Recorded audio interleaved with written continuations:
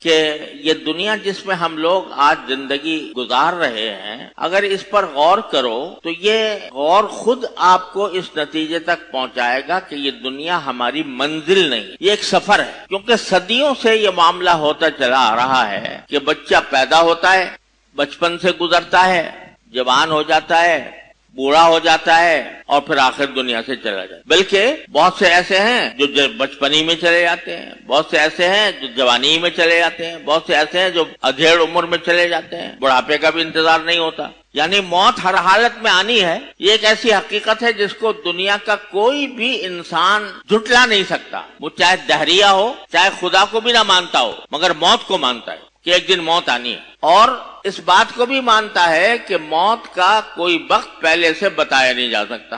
کوئی دنیا کی طاقت ایسی نہیں ہے، نہ دنیا کی کوئی سائنس ایسی ہے جو انسان کو یہ بتا دے کہ تمہاری موت کب آنے والی ہے۔ صحت، بظاہر صحت مند آدمی نظر آتا ہے، اچانک دل کا دورہ پڑا، ختم ہو گیا۔ بظاہر صحت مند آدمی نظر آتا ہے اور اچانک اس کے دماغ کی رگ پھٹ گئی، ختم ہو گیا۔ یا اور کوئی اچانک ناگہانی حالت پیش آ گئی، کوئی حادثہ پیش آ گیا، کوئی ایکسیڈنٹ ہو گیا، کوئی پتہ نہیں ہے کہ میں جب اٹھ کے یہاں سے جاؤں گا اپنے گھر اور راستے میں سڑک سے گزروں گا تو میرے ساتھ کوئی حادثہ پیش نہیں آئے گا۔ کوئی گارنٹی ہے، کوئی ضمانت ہے کسی کے پاس؟ لہذا اگلے پل کا بھی پتہ نہیں ہے کہ میں زندہ رہوں گا یا نہیں رہوں گا۔ اگر یہ زندگی جو دنیا کی زندگی ہے یہ مقصود اصلی ہوتی یا اور یہ ہماری منزل ہوتی تو پھر یہ موت کیوں آتی، اور موت کو اتنا غیر معین کیسے ہوتی کہ پتہ نہیں کب آ جائے؟